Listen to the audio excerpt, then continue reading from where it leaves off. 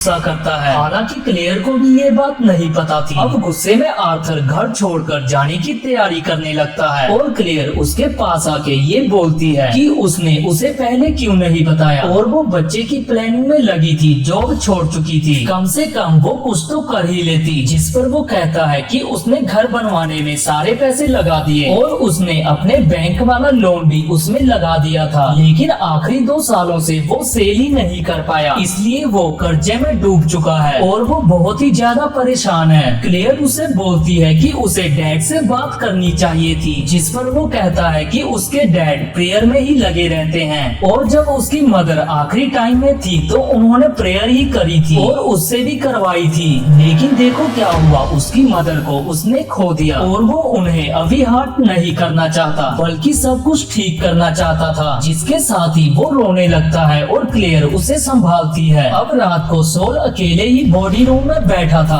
और बहुत ही इमोशनल था और आर्थर को भी उसके लिए बुरा लगता है, तो वो उनसे माफी मांगने जाता है, लेकिन हिम्मत हार कर वापस चला आता है। लेकिन यहाँ पर मेरे हिसाब से उसको बात कर लेनी चाहिए थी, क्योंकि अब सोल को कुछ आवाजें आने लगती है, लाइट्स अचानक से फ्लिकर होने लगती है, जिसके साथ ही उसके सामने आती है एक बहुत ही भयानक डीमन और इसी का नाम है यहाँ पर अवीजू द टेकर ऑफ चिल्ड्रन, और वो सोल को तुरंत ही खत्म कर देती है। अब अगली सुबह आर्थर नीचे आता है और सोल को देखकर बहुत इमोशनल हो जाता है और उन्हें लगता है क्योंकि उसके फादर इस दुनिया में नहीं रहे थे और सब लोग ये बोलते हैं कि उन्हें हार्ट अटैक आया था, लेकिन हेमिस बैंक पेपर आर्थर के हाथ में देते हुए ये बोलता है कि उसने अपने फादर का दिल तोड़ा था और वहाँ से चला जाता है और सोल ने आखिरी नाइट बैंक पेपर पर साइन कर दिया था, यानी कि उसने इस फ्यूनरल होम को गारंटी पर रख दिया था ताकि लोन को एक्सटेंड करा जा सके। आर्थर को बहुत दुख होता है और वो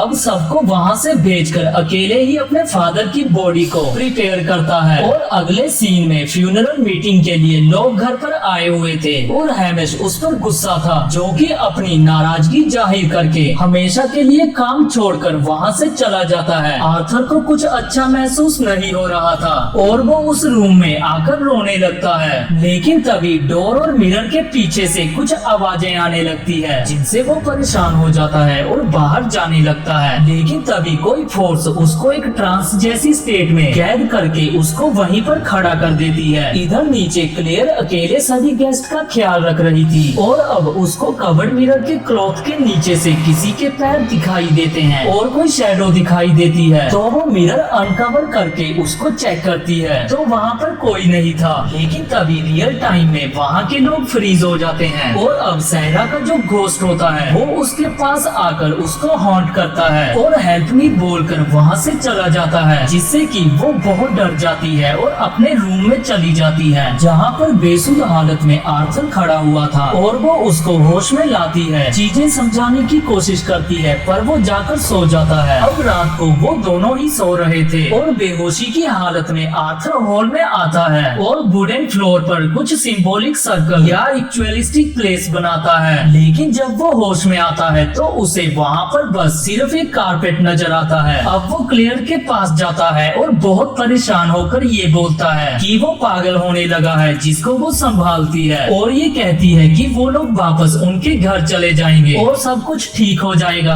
अब अगले सीन में फाइनल स्टेप्स के लिए कुछ लोग योसेल की बॉडी लेने आते हैं, लेकिन रिपोर्ट्स के शब्दों को बिगड़ा देखकर वो ये बोलते हैं कि इन रिपोर्ट के अंदर कुछ भी समझ ही नहीं आ रहा और ये केस तो काफी पेचीदा लग रहा है, तो इसको तो पुलिस को रिपोर्ट करना चाहिए और आर्थर उनको समझाता है, लेकिन वो लोग उसे पेपर पूरा करने का बोलकर वहाँ से चले जाते हैं और हेमिस भी अब काम छोड़ चुका था, तो आर्थर को यहाँ पर कुछ भी समझ में नहीं आता। खैर अब वो योसेल के सामान में से उसके घर की एक कीज लेता है और उसके घर चला जाता है सब कुछ चेक करने के लिए। यहाँ पर घर पर वो चेक करने लगता है तो उसे बहुत ही अजीब सी चीजें मिलती है, जैसे कि डिमोनिक रिचुअल, नोट्स, डिमोनिक चीजें और भी काफी कुछ मिलता है। और आखिरी शब्द जो योसेल ने टाइप किए थे वो ये थे कि मुझे माफ कर देना। अब कुछ वॉइस रिकॉर्डिंग टेप्स भी मिलती है जिसके अंदर किसी चीज या फिर समरिंग के अटेम्प्ट्स के बारे में लिखा हुआ था। आर्थर वो टेप्स प्ले करता है और आसपास देखने लगता है तो उसे फ्लोर पर एक बड़ा सा सिंबॉलिक सर्कल बना हुआ मिलता है और ऐसा ही सर्कल उसने आखिरी आखिरी नाइट बनाया था, क्योंकि शायद उसके ड्रीम में था या फिर रियल, उसको नहीं पता। अब हम उस टेप को भी सुनते हैं जिसके अंदर यूसेफ बहुत डरा हुआ था और परेशान था और ये बोलता है कि उसने बहुत बड़ी गलती कर दी। उसे समझ में नहीं आता कि क्या ड्रीम है, क्या रियल है, क्या नाइटमेयर है। और फिर उसने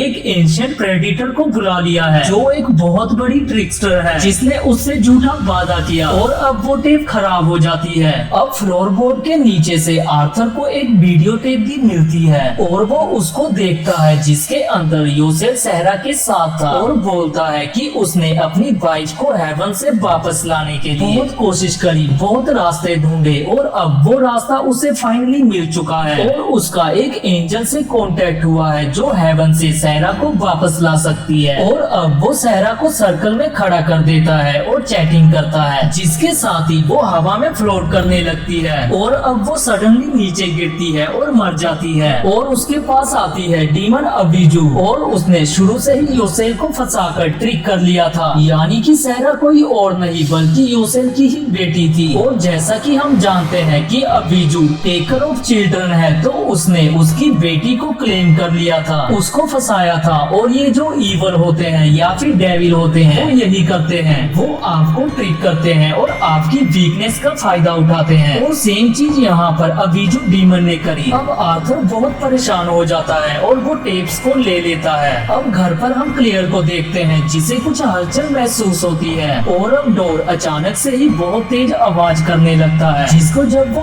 ओपन करती है तो वहाँ पर खड़ी हुई थी आयदा, जो कि अपने हस्बैंड को आखिरी टाइम देखना चाहती थी। लेकिन हम जानते हैं कि आयदा पहले ही खत्म हो चुकी है। लेकिन ये बात क्लेयर को नहीं पता थी और वो आर्थर को कॉल करती है, लेकिन उनकी आवाज कटने लगती है जिससे कि उन्हें एक दूसरे की बातें समझ में नहीं आती, क्योंकि ऑब्वियसली बात है कि अबीजू डीमन यहाँ पर वो कर रही थी, यानी कि वो इंटरफेयर कर रही थी। अब यहाँ पर ये आयदा नहीं बल्कि उसके रूप में अबीजू डीमन थी, जो कि क्लियर के साथ नीचे बॉडी रूम में जाती है, यूसेफ की बॉडी देखती है और अब क्लियर के पेट में अचानक से दर्द होने लगता है। आयदा बोलती है कि उसके बच्चे पर कोई कष्ट आ गया है और उसका ये कष्ट सिर्फ वही हटा सकती है और उसे वहाँ पर पड़े हुए पेंडेंट यानी कि एमुलेट को जलाना होगा। और क्लियर ऐसा ही करती है। लेकिन ये तो अबीजू डीमन की चाल थी। और जैसे ही उस पेंडेंट की सील और होली वाटर जलता है, यूसेफ की बॉडी जलकर राख हो जाती है। और अब अबीजू, जो कि अब तक सिर्फ हॉन्ट कर सकती थी, हार्म नहीं कर सकती थी और उसके पास में उसकी फुल पावर भी नहीं थी, तो वो अपनी कैद से आजाद हो जाती है। और उसका ट्रू फॉर्म देखकर क्लियर उससे डरकर भागने लगती है, यानी कि यूसेफ की बॉडी के अंदर वो अभी तक कैद थी। लेकिन यहाँ पर एमुलेट जलने के बाद में वो आजाद हो गई। अब वो जैसे तैसे घर पर आती है और आर्थर को कॉल करती है, लेकिन फोन हाथ से निकलकर फ्लोर पर जा गिरता है। और वो उस सर्कल में मीन्स अबीजू ने जो आर्थर से बनवाया था, यानी कि वो कोई सपना नहीं बल्कि आर्थर ने वाकई में वहाँ पर वो सर्कल बनाया था। और ये सर्कल एक सैक्रिफाइसर प्लेस की जैसी है, जिसके अंदर आते ही वो बच्चों को क्लेम कर लेती है, जैसा कि उसने सहरा के साथ में किया था, यूसेफ को ट्रिक करके। और अब क्लेयर के अनबॉर्न बच्चे के साथ वो सेम चीज करना चाहती है, लेकिन क्लियर डर जाती है और डिनर टेबल के नीचे छुप जाती है। लेकिन अबीजू डीमन उसको ढूंढ लेती है और अब आर्थर घर पर आता है और वो क्लियर को ढूंढता है तो वो बेहोश रूम में पड़ी हुई थी और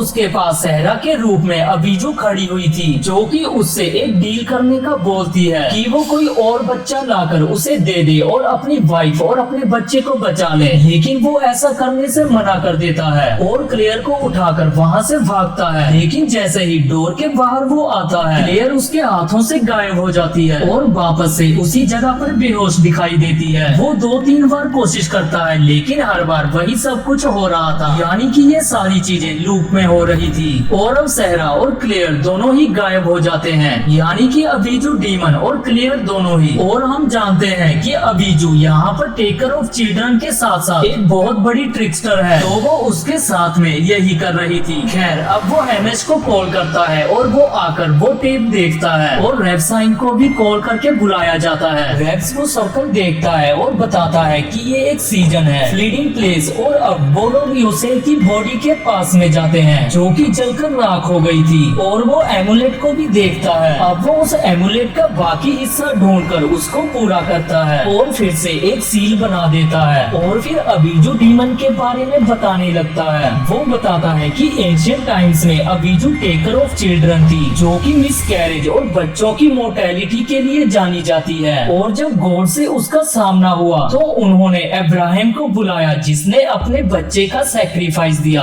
और हमेशा के लिए अबीजू को कैद कर दिया, जब तक कि योसेल ने दोबारा उसको आजाद नहीं किया। यानी कि ये सारी गलती योसेल की थी। उसने ही उसको बहुत लंबी गहरी नींद से और कैद से आजाद करवाया था, वो भी अपनी वाइफ आयदा से बात करने के लिए। इसके चलते उसने अपनी बेटी सहरा का भी सैक्रिफाइस कर दिया, लेकिन वो भी इस बात को जानता नहीं था। तो उसने इस चीज को ठीक करने के लिए उसे अपनी बॉडी में ही कैद कर लिया था। वो बताता है कि वो एक बहुत ही पावरफुल डीमंस है, जो कि माइंड के साथ खेल सकती है, कुछ भी दिखा सकती है जो कि रियल ना हो, चीजों को बदल सकती है, शेप शिफ्ट कर सकती है और भी बहुत कुछ। उसे मारा नहीं जा सकता, उसे सिर्फ कैद किया जा सकता है। यानी कि आप समझ सकते हो कि वो कितनी पावरफुल है। उसको बॉडी के अंदर बाइंड करके कैद कर सकते हैं, जैसा कि योसेल ने किया था, और वो भी उस खास खंजर के साथ। और अब आर्थर यहाँ पर समझ चुका था कि उसको क्या करना है, और वो अपनी बीवी और बच्चे को बचाने के लिए खुद का सैक्रिफाइस देने के लिए तैयार हो जाता है, जैसा कि योसेल ने एंड में किया था। अब वो लोग राख को इकट्ठा करते हैं ताकि एक सर्कल बनाया जा सके, जिसके अंदर अबीजू उनका कुछ भी बिगाड़ ना पाए। लेकिन अब वो वहाँ पर आती है और सबसे पहले रैप को ही खत्म कर देती है। तभी हैमिश और आर्थर वहाँ से भागते हैं और राख से दूसरे रूम के अंदर सर्कल बनाते हैं, और आर्थर उसके अंदर खड़ा हो जाता है और उसे अपने फादर दिखाई देते हैं, जो कि असल में कोई और नहीं बल्कि अबीजू डीमन थी। वो डिस्ट्रैक्ट होने लगता है,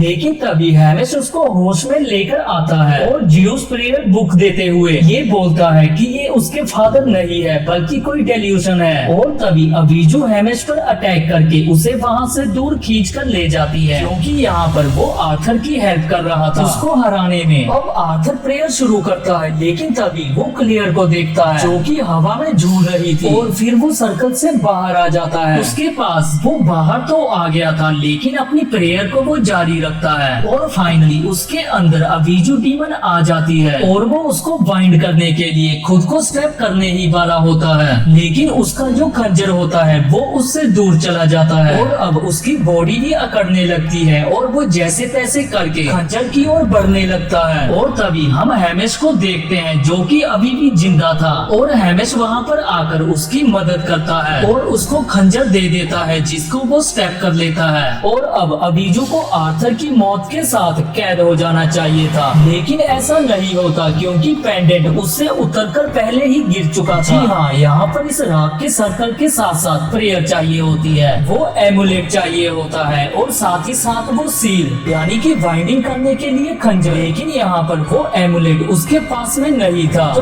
अबीजू ने ये सारी चीजें पहले ही देख ली थी, क्योंकि योसेल ने ये सब पहले किया था, और डीमन और डेविल के ऊपर एक ही चीज बार बार काम में नहीं आती। लेकिन अब यहाँ पर एक बहुत ही भयानक चीज रिवील होती है कि हैमिश को पहले ही मारा जा चुका था, और जो खंजर था वो खुद अबीजू ने उसको दिया था। जी हाँ, मतलब देख रहे हो अबीजू कितनी ज्यादा ट्रिक्स्टर है। यहाँ पर उसने आर्थर को खुद अपने हाथ से खत्म करने के लिए खंजर दिया, और ऐसा दिखाया कि वो उसकी मदद कर रहा है हैमिश बनकर। खैर, अब आर्थर अपनी लाचारी और बेबसी के साथ ही दम तोड़ देता है कि वो अपनी बीवी और बच्चे को बचा नहीं पाया, और सीन यहीं से शिफ्ट हो जाता है। अब तभी हम एक बड़ी ही अजीब चीज देखते हैं कि कहानी कुछ सीन्स पहले आ जाती है, जहाँ पर क्लियर उस टाइम पर डिनर टेबल के नीचे छुपी हुई थी। मीन्स आर्थर अभी मरा नहीं था, और जो कुछ हमने देखा वो भी नहीं हुआ था। और तभी आर्थर की आवाज मेन डोर से आती है, और क्लियर बाहर भागती है और रास्ते में स्टेपिंग करती है, लेकिन वो उसी सीजन में आ गई थी जिसके जरिए अबीजू बच्चों को क्लेम करती है। और अब फाइनली अबीजू डीमन उसके बच्चे को क्लेम कर लेती है और उसको खत्म कर देती है, या फिर नहीं ये हम नहीं जानते।